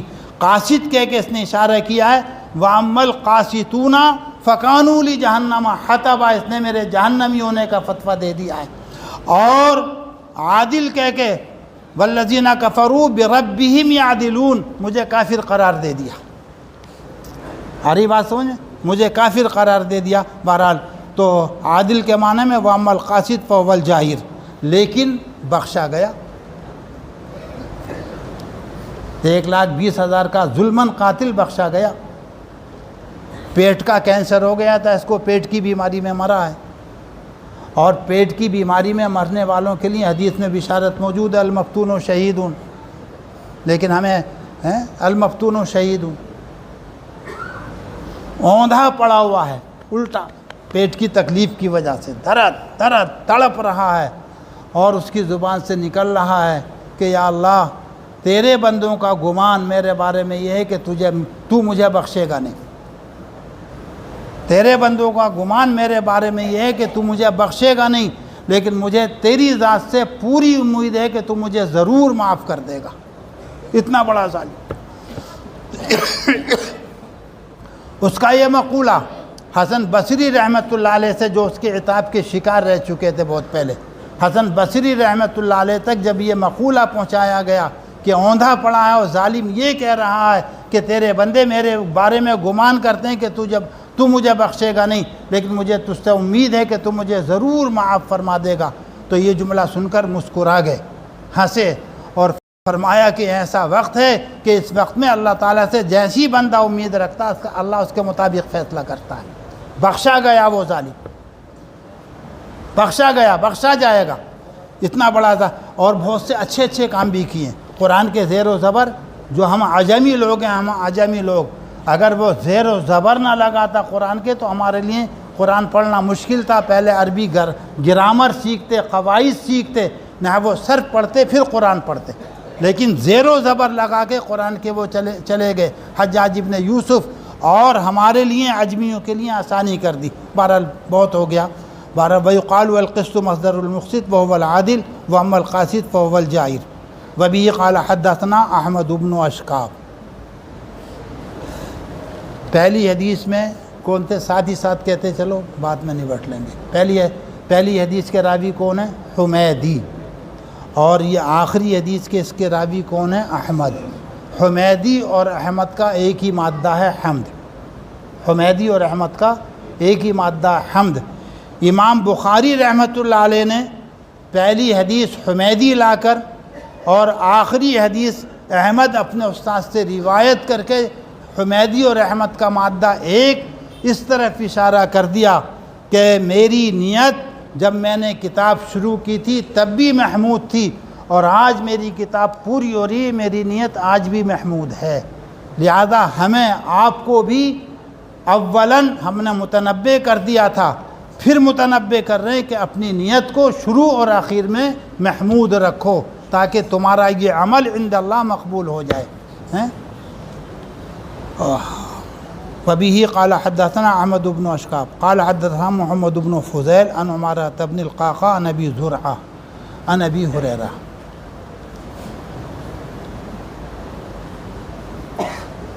محدثین نے صحابہ کو دو طبقوں میں تقسیم کیا ہے، فقہا اور حفاظ۔ پہلی حدیث آپ نے کس کی پڑھی ہے؟ عن عمر بن الخطاب قال رسول اللہ صلی اللہ علیہ وسلم انما الاعمال بالنیات، وہ حضرت عمر اس حدیث کے راوی ہیں۔ حضرت عمر رضی اللہ تعالی عنہ فقہائے صحابہ میں سے ہیں، بلکہ اپنے زمانے میں وہ افقہ الصحابہ تھے۔ اپنے زمانے کی قید اس لیے لگا دی کہ ابو بکر صدیق ان سے پہلے ہیں، اپنے زمانے میں وہ افقہ الصحابہ تھے۔ وہاں فقہ کی ضرورت تھی، امام بخاری رحمۃ اللہ علیہ نے حضرت عمر سے حدیث کو روایت کیا، اور یہاں ابو ہریرہ رضی اللہ تعالیٰ عنہ حفاظ میں سے ہیں، یہاں یہ فضائل ہیں، فضائل میں ان کی حدیث کو لے کر آئے ہیں۔ پھر اور ایک بات سن لیجئے، حضرت عمر رضی اللہ تعالیٰ عنہ مہاجر ہیں اور ابو ہریرہ بھی مہاجر ہیں۔ تمہیں تنبیہ کی ہے طلبہ کو، تب طلبہ کان کھول کے سن لیں۔ امام بخاری نے پہلی حدیث کے راوی کون؟ مہاجری۔ آخری حدیث کے راوی کون؟ مہاجری۔ عمر اور ابو ہریرہ دونوں مہاجری۔ تنبیہ کی ہے کہ تم بھی اگر علم کے اندر کمال، احادیث کو یاد کرنا چاہتے ہو، فقیہ بننا چاہتے ہو، تو تمہیں بھی ہجرت کرنا پڑے گی۔ چنانچہ تم یہاں کے نہیں ہو، 2-3 بچے شہر کے، باقی سب دور و دراز سے ہجرت کر کے حدیث پڑھنے کے لیے آئے۔ حدیث پڑھنے کے لیے، کمال حاصل کرنے کے لیے دونوں مہاجری صحابہ کی حدیث لا کر متنبع کر دیا امام بخاری نے کہ کمال حاصل کرنے کے لیے ہجرت کرنا پڑے گی، نمبر 1۔ نمبر 2، حقیقی ہجرت تو تمہیں نصیب نہیں ہوئی، وہ تو مکے سے مدینے کی طرف جو ہجرت کرنے والے تھے یہ فضیلت وہ رہ گئے، وہ ہجرت تو تمہیں حاصل نہیں ہوئی، لیکن ایک دوسری ہجرت تم کر سکتے ہو۔ والمہاجر من حجر ما نہى اللہ عنہ ورسولہ، یہ ہجرت کر سکتے ہو۔ اپنا آپ کو متقی بناؤ، گناہوں سے بچاؤ، اور بس یہ ہجرت حاصل ہو سکتی ہے۔ کامل مہاجر وہ ہے جو اپنا آپ کو تمام ان چیزوں سے روک لے، باز رکھے جن سے اللہ کے رسول نے منع کیا ہے، روکا ہے۔ اس طرف بھی اشارہ کر دیا۔ بہرحال اور بہت ساری چیزیں ہیں، تو اللہ اکبر۔ عن ابی ہریرہ رضی اللہ تعالی عنہ قال قال النبی صلی اللہ علیہ وسلم کلمتان، حضور صلی اللہ علیہ وسلم نے فرمایا 2 کلمے ہیں۔ کلمتان سے لے کے فی المیزان تک یہ مبتدا مقدم ہے، اور آگے سبحان اللہ و بحمدہ الی آخرہ یہ خبر ہے۔ مبتدا کو مقدم لائے، خبر کو مؤخر کر دیا، تشویق کے لیے، شوق دلانے کے لیے۔ کیا ہے دیکھو کیا فرمایا؟ کلمتان، یہ کلمتان بمانے کلامان ہے، کلمتان بمانے کلامان ہے۔ وہ ایک نوجوان طالب علم مدرسے سے پڑھ کر گئے، نیا علم، جوش خروش پڑھ کر گئے۔ گاؤں میں پہلے سے پیر صاحب آتے تھے 6 ماہی فصلانہ وصول کرنے کے لیے، جیب بھرو پیٹ بھرو پیر آتے تھے، مدتوں سے ان کا سلسلہ تھا، جیب بھرو پیٹ بھرو پیر کا آتے تھے۔ یہ مولانا صاحب جب ان کے فارغ ہونے کا وقت قریب آیا اور فارغ ہو کر گئے تو مناظرے کا چیلنج کر دیا کہ مولانا صاحب سے مناظرہ کریں گے۔ بات چیت کی گئی، جوش جوان، نیا علم، نہ بڑوں سے مشورہ اور نہ کسی اور مناظرے کے لیے تیار ہو گئے. پورا گاؤں اکٹھا. اور ہم نے جب اس کو سبق میں بتایا تھا تو کہا تھا یہ بیٹھے حمداللہ صاحب کہ نگلیہ عاقل میں پورا گاؤں اکٹھا ہو گیا ان کے خلاف. نگلیہ عاقل میں پورا گاؤں اکٹھا. مجھے معلوم ہے وہاں کا حال اس لیے اب کا نہیں، اب تو ماشاءاللہ بہت کچھ اچھا ہو گیا، پہلا بہت کچھ تھا. ہاں، مولانا سیف اللہ صاحب وغیرہ اور فلاں جنے کیسے وہاں سے آئے تھے. خیر آگے تھے پورا گاؤں اکٹھا اور پیر صاحب بھی آگے. غلطی یہ ہوئی کہ ایک ہی اسٹیج پہ سب کے سب جمع. ان سے کہا طالب علم صاحب سے، جوان سے، کہ مولانا لا الہ الا اللہ محمد الرسول اللہ کلمہ ہے یا کلام ہے؟ ترکیب نحوی کے اعتبار سے ایک بات چپکے سے گئی، لا الہ الا اللہ محمد الرسول اللہ ترکیب نحوی کے اعتبار سے یہ کلمہ ہے یا کلام ہے؟ مولانا صاحب نے کہا کہ کلام ہے. کہ مولانا کیا فرمایا؟ کہ کلام ہے. کہ مولانا کیا فرمایا؟ کہ کلام ہے. کہ کلمہ تو نہیں ہے؟ کہ کلمہ نہیں ہے، کلام ہے. کہ دیکھو میں کہتا تھا وہ دیوبندیوں کے مدرسے سے پڑھ کے آیا، وہابیوں کا آیا، کلمے کا انکار کر رہا، کافر ہو گیا. یہ حدیث دھیان سے نہیں سنی ہوگی. اگر یہ حدیث دھیان سے سن لیتے کہ کلیمتان بمعنی کلامان ہے اور حضرت محمد الرسول اللہ صلی اللہ علیہ وسلم افصح العرب ہیں، آپ کا کلام حجت بنے گا. آپ نے کلمے کو یا کلمے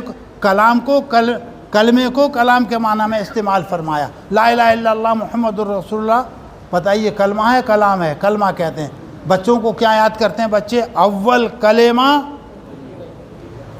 کہتے ہیں، کلام کہتے ہیں. دوسرا کلمہ اتنا بڑا، اس کو کلمہ یاد کرایا بچوں کو، اس لیے کہ دھوکہ نہ کھاؤ بڑے ہو کر. بہرحال تو کلمتان، دو کلمے ہیں.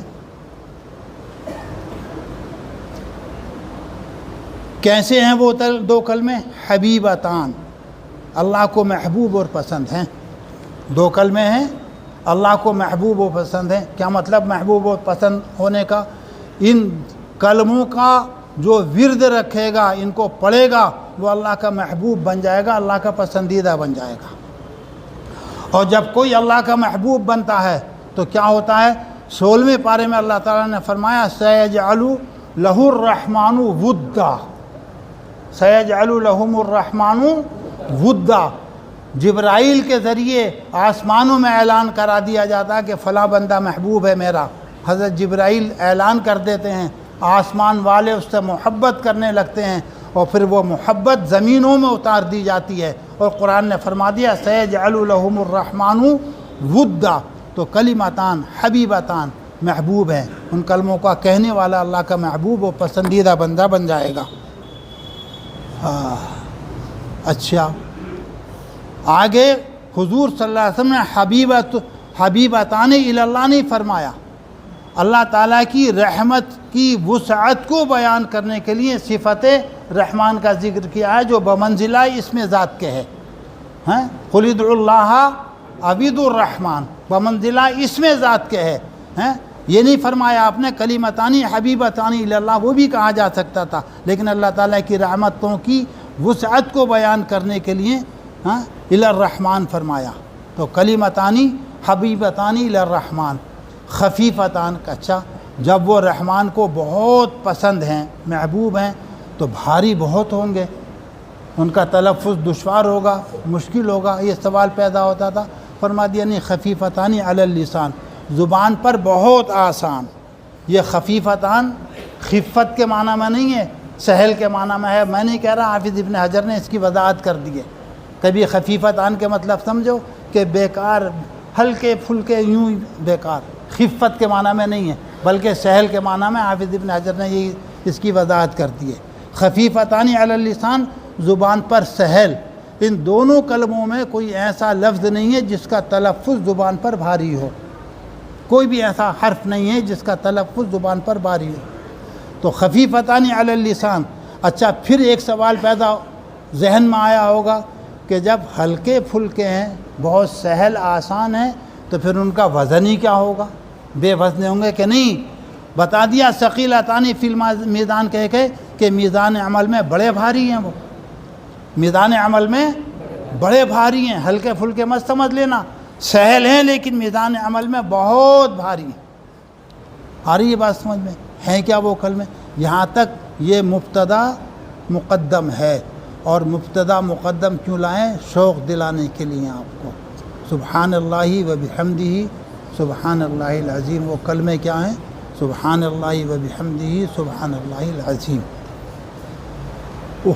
امام بخاری ہے، بہت غضب کے ذہین اور حدیث کے امام، امیر المومنین فی الحدیث ہیں ہی بس امام بخاری۔ بہت لطیف انداز سے امام بخاری نے اس دعا کی طرف اشارہ کر دیا جو کفارہ مجلس ہے۔ کیا ہے وہ دعا کفارہ مجلس؟ سبحان اللہ و بحمدہ سبحانک اللہم و بحمدک اشہد ان لا الہ یا نشہد ان لا الہ الا انت نستغفرک و نتوب الیک، اس مجلس کی اس دعا کی طرف اشارہ کرتا ہے۔ گویا کہ امام بخاری رحمۃ اللہ علیہ بتا رہے ہیں کہ میری پوری بخاری بسم اللہ کی با سے لے کے سبحان اللہ العظیم تک یہ ایک انجمن اور ایک مجلس ہے۔ یہ پوری بخاری وہاں سے لے کے یہاں تک، جس کو پورا سال پورا کرنے میں لگا، وہاں سے لے کے یہاں تک یہ ایک مجلس اور ایک انجمن ہے۔ اور جب مجلس کا اختتام ہوتا ہے تو مجلس کے اختتام پر کیا پڑھا جاتا ہے؟ کفارہ مجلس کی دعا پڑھی جاتی ہے، سبحان اللہ و بحمدہ سبحان اللہ العظیم سے اسی طرف اشارہ کیا ہے۔ یہ کلمہ سبحان اللہ و بحمدہ سبحان اللہ العظیم، کچھ باتیں اور بتا رہے ہیں اور ختم کر رہے ہیں بس۔ سبحان اللہ و بحمدہ سبحان اللہ العظیم کا ورد رکھنا چاہیے۔ حدیث میں آتا ہے کہ اگر سمندر کے جھاگ کے برابر کسی کے گناہ ہوں گے اور اس کلمے کو پڑھے گا تو اللہ تعالیٰ اس کے گناہوں کو معاف فرما دے گا۔ بخاری میں تو نہیں ہے لیکن دوسری جگہ ہے، اگر کوئی مقروض ہو، مقروض قرض ہے اس کے اوپر اور ادائیگی کی صورتیں اس کے سامنے نہیں آ رہی ہیں، تو بعض روایت میں وارد ہوا ہے، کیا وارد ہوا بعض روایت میں؟ کہ فجر کی سنتوں اور فرضوں کے بیچ میں سبحان اللہ و بحمدہ سبحان اللہ العظیم کو 100 مرتبہ پڑھ لے، اللہ تعالیٰ اس کا قرض ادا کرا دے گا، اللہ تعالیٰ اس کا قرض ادا کرا دے گا۔ بس یہ مختصر چند باتیں تھیں، اور بھی ہیں، مختصر چند باتیں تھیں جو عرض کر دی گئی ہیں۔ اللہ تعالیٰ مجھے آپ کو سب کو اس بخاری سے استفادہ حاصل کرنے کی توفیق بخشے، عمل کرنے کی توفیق بخشے، شروع سے لے کے آخر تک۔ صرف یہی نہیں، ہم نے بتا دیا، صرف یہی نہیں کہ اقوال، اور یہی نہیں ہے صرف کہ ہمارے اعمال کا وزن ہوگا، بلکہ اعمال کے اندر قوت کیسے پیدا ہوگی، اعمال کے اندر پاور کہاں سے آئے گا۔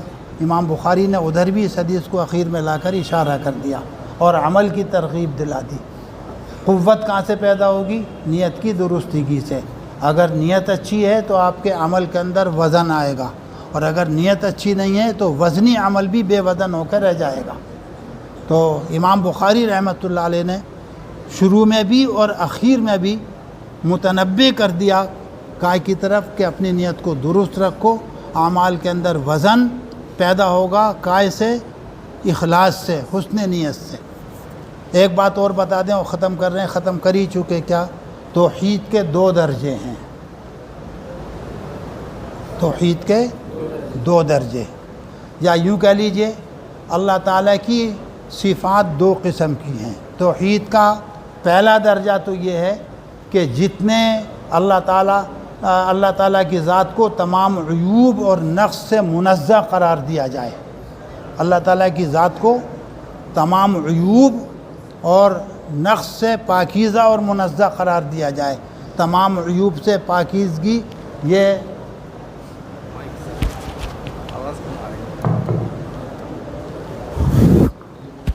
بند کر دیا کسی نے،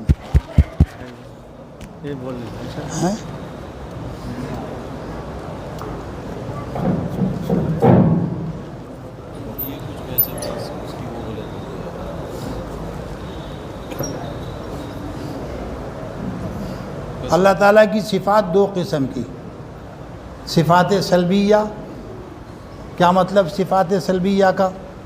اور صفات سلبیہ کو تنزیحات بھی کہتے ہیں اور صفات جلال بھی کہتے ہیں، بات ختم کر رہے ہیں بس، تنزیحات بھی کہتے ہیں اور صفات جلال بھی کہتے ہیں۔ کیا مطلب ہے؟ کہ اللہ تعالیٰ بے عیب ہے، تمام عیوب سے اللہ تعالیٰ کی ذات پاک ہے۔ امام بخاری نے سبحان اللہ سے اسی طرف اشارہ کیا ہے، اللہ تعالیٰ کی ذات بے عیب ہے، تمام نقائص سے، تمام عیبوں سے اللہ تعالیٰ کی بات ہے، ذات پاک ہے، سبحان اللہ۔ اور آگے وَبِحَمْدِهِ فرمایا ہے، تمام صفات کمال کو اللہ تعالیٰ کے لیے ثابت فرمایا ہے۔ صفات ثبوتیہ یا صفات وجودیہ کہتے ہیں، آیا تمام صفات کمال کو اللہ تعالیٰ کی ذات کے لیے ثابت فرمایا ہے۔ تو سبحان اللہ وبحمدہ، اللہ تعالیٰ ہر قسم کے نقص، اللہ تعالیٰ ہر قسم کے عیب سے پاک ہے۔ وبحمدہ، اللہ تعالیٰ تمام صفات کمالیہ کے ساتھ متلبس ہے۔ اور پھر آگے سبحان اللہ کی تکرار فرمائی ہے اسی کی، اور اس کے آخر میں فرما دیا العظیم، عظیم وہ ہے جو ہر قسم کے عیب سے پاک ہو۔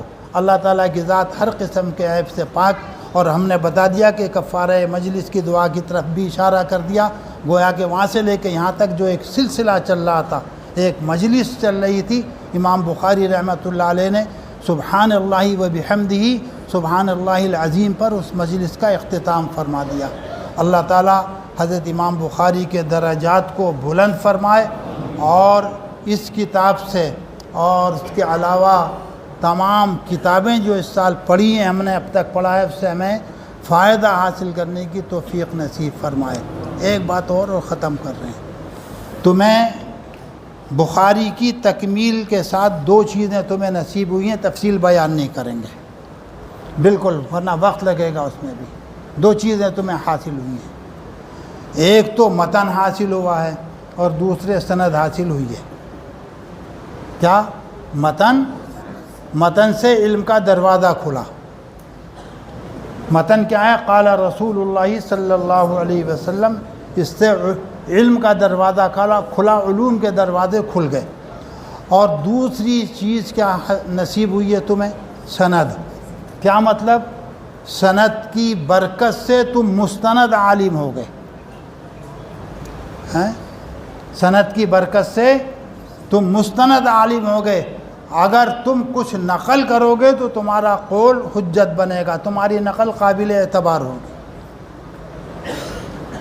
سند کے بغیر مطالعہ کر کے، ترجمہ کر کے یا سنا کے علم کی کوئی بات بیان کی جائے، اگر وہ صحیح نقل کی ہے تو کہا جائے گا کہ نقل صحیح ہے، اور اگر علم کی اس بات کو نقل تو کیا لیکن غلط نقل کیا تو کہا جائے گا کہ یہ غلط نقل ہے۔ لیکن دو چیزیں تمہیں آج حاصل ہو گئی ہیں اس سال میں، ایک تو متن حاصل ہوا ہے، متن کے ذریعے کیا ہوا؟ علوم کے دروازے تم پر کھل جائیں گے۔ اور معرفت کے دروازے کب کھلیں گے؟ جب تم کسی اللہ والے سے اپنا رابطہ قائم کرو گے۔ حضور صلی اللہ تعالیٰ علیہ وسلم کے فرائض منصبی میں 4 چیزوں کو پہلے پارے میں بیان کیا ہے، یتلو علیہم آیاتہ ویزکیہم ویعلمہم الکتاب والحکمہ۔ چاروں ہو گئی، یزکیہم، یتلو علیہم آیاتہ، قرآن پڑھ کے سناتے ہیں، ویزکیہم ویعلمہم الکتاب والحکمہ۔ فرائض منصبی میں 4 باتیں ہیں، اور جب تک یہ علم کے ساتھ، دوسری طریقے سے تعبیر کر لیجئے، حضور صلی اللہ تعالی وسلم 2 چیزیں چھوڑ کر گئے ہیں، علم نبوت اور نور نبوت۔ علم نبوت تم نے حاصل کر لیا، لیکن جب تک نور نبوت کے لیے ایسے ہی جد و جہد اور محنت نہ کرو گے جیسے علم نبوت کے لیے کی ہے، اس وقت تک تمہارے علم سے تمہیں کچھ زیادہ نفع حاصل نہیں ہوگا۔ اس لیے آگے نور نبوت حاصل کرنے کی فکر تمہیں بھی کرنا چاہیے اور مجھے بھی کرنا چاہیے. اللہ تعالی ہمیں آپ کو سب کو عمل کی توفیق. وتعلو همتي دوما وتسبق خطوتي الأزمان فوقتي لا أضيعه بما يفضي إلى الخسران وكفي لا يفارقها أداء